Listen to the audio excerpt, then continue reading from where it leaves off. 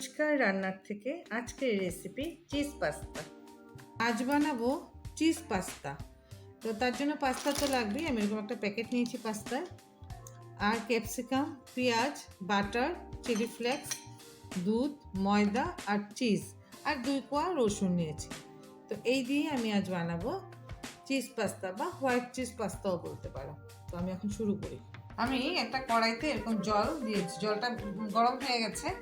এখন এই পাস্তাটা সিদ্ধ করব। তার জন্য আমি এখানে আধা চামচের মতো সাদা তেল দিয়ে দিলাম, আর আন্দাজ মতো নুন, যাতে পাস্তাটা একটু নুনতে নুনতে হয়, পাঞ্ছা না লাগে। এখন আমি তাতে এই পাস্তাগুলি দিয়ে দিলাম, পাস্তাগুলি দিয়ে দিলাম। এখন এটা ভালো করে সিদ্ধ হবে, ততক্ষণ সিদ্ধ হাই ফ্লেমেই হবে, ততক্ষণ আমি সিদ্ধ করব যতক্ষণ না পাস্তাগুলি একদম নরম হয়। আমি দেখাবো সিদ্ধ হবে। এই যে পাস্তাগুলি সিদ্ধ হয়ে গেছে, আমার মোটামুটি 10 থেকে 15 মিনিট লাগলো সিদ্ধ হতে। এটা এরকম দিলে এই যে ভেঙে যাচ্ছে। তো এখন আমি পাস্তাগুলি উঠিয়ে নিব, তারপর আমি ক্যাপসিকাম আর পেঁয়াজটা ভাজা করি। এখন কড়াইটা গরম হয়ে গেছে, এখন আমি সাদা তেল দিয়ে দিব। ধরো 2 চামচের মতন সাদা তেল দিয়ে দিলাম। এখন আমি তাতে দিয়ে দিব এই যে এক এক করে কেটে রেখেছি পেঁয়াজ, ক্যাপসিকাম আর রসুন। এই যে রসুন মাত্র 2 কোয়া নিয়েছি, যে মাত্র 2 কোয়া রসুন দিয়ে দিলাম। আর এরকম বড় বড় করে কেটে নিয়েছি পেঁয়াজটা দিয়ে দিলাম। আর এই যে ক্যাপসিকামটা এরকম করে চৌকো চৌকো করে কেটে নিয়েছি। এখন আমি এটাকে একটু লাল করে ভাজবো না, কিন্তু মিডিয়াম টু লো ফ্লেমে একটু নরম নরম করে ভাজবো। এই যে পেঁয়াজ আর ক্যাপসিকামটা আমি এরকম মিডিয়াম টু লো ফ্লেমে 5 মিনিটের মতন ভেজে নিলাম। কারণ ভাজলাম মানে একটু নরম করলাম, কাঁচা গন্ধটাও গেল, একটু নরমও হলো। এখন আমি তাতে দিয়ে দিব আন্দাজ মতন লবণ। আমি পাস্তাটা যখন সিদ্ধ করি তখন তো লবণ দিয়েছিলাম, তো এটা তো খালিই খাওয়া হবে, তো আন্দাজ মতন লবণ। আর দিয়ে দিব চিলি ফ্লেক্স, যে যেমন ঝাল খায়, সাধারণত এটা বাচ্চারাই বেশি ভালো পায়, তো একটু কম দিলেই ভালো।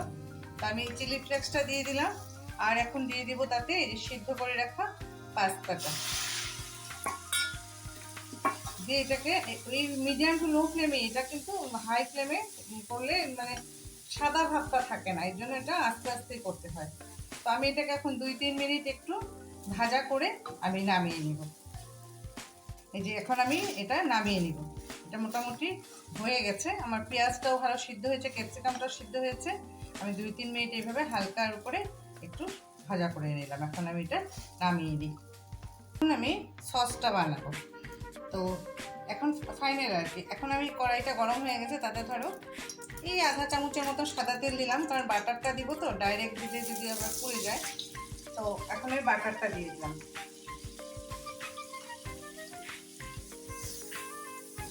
বাটারটা মোটামুটি গলে যাচ্ছে। এখন আমি তাতে দিয়ে দিব ময়দা, এরকম ভর্তি 1 চামচ ময়দা দিয়ে দিলাম। ময়দাটা দিয়ে একদম লো ফ্লেমে এটাকে একটু একটু মানে ধরো ময়দার কাঁচা গন্ধটাও যাবে, একটু ভাজা ভাজা হবে। তা 1 চামচ দিলাম, একসাথে বেশি দিলে না অনেক সময় গুটি গুটি হয়, তাই এখন আবার আধা চামচ দিয়ে দিলাম। যার যেরকম পরিমাণ, ধরো আমি 1 প্যাকেটে 1.5 চামচ ময়দা দিলাম। যে ময়দাটা আর কি করব, এখন ময়দাটা দিয়ে এখন আমি একটু অল্প অল্প করে যে দুধ নিয়েছিলাম এই দুধটা দিব। ফার্স্টে অল্প দিলাম, কারণ বেশি একসাথে দিলে কখনো কখনো ময়দাটা মানে গুটি গুটি হয়ে যায়, তো ভালো লাগে না। খুব ভালো করে নাড়তে হয়, থামলে হয় না, থামলে তোমার অনেক সময় গুটি গুটি যায়। এখন আর গুটি ধরবে না, একসাথে করে দিলাম। তখন এটা লো ফ্লেমে আস্তে আস্তে আস্তে আস্তে করে একটু ফুটুক, আমি নাড়তে থাকি। তারপরে আমি পাস্তাগুলি দিয়ে দেবো। নাড়তে নাড়তে খুব নাড়তে হয়, আর কি একটু যদি গুটি গুটি থাকে খেতে ভালো লাগে না, আর মুখে পড়েও। এটা এখন আমি নাড়তে নাড়তে গুটিটা ঠিক ভালোভাবে মিশিয়ে দিই। এই যে দেখো একটু একটু ফোটা যখন শুরু হয়, তখন এই সসের জন্য যতটুকু লবণ দরকার, আমরা কিন্তু 2বার লবণ দিয়েছি, আর একটু ধরো আর একটু চিলি ফ্লেক্স দিয়ে দিলাম সসটার জন্য। দিয়ে এখন আমি তাতে দিয়ে দিব এই যে আমি ভাজা করে রেখেছি পাস্তাটা দিয়ে দিলাম।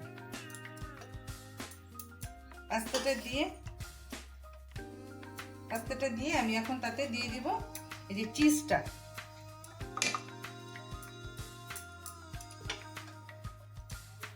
এই যে চিজটা নিয়েছিলাম, চিজটা দিয়ে দিব।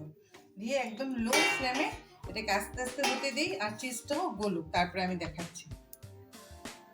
এই যে চিজটাও গলে গেছে, আমাদের পাস্তাটাও কমপ্লিট। দেখো কি সুন্দর হয়েছে। গরম গরম যদি বাচ্চাদেরকে দেওয়া যায় না, ওদের তো খুবই ভালো লাগে। বড়রাও যাদের ভালো চিজ ভালো পায় তাদেরও ভালো লাগে। বাচ্চাদের এরকম হোয়াইট পাস্তা ও চিজ পাস্তা এসব খুব ভালো লাগে। তখন আমি গ্যাসটা অফ করে দিব। এই আমাদের কমপ্লিট চিজ পাস্তা।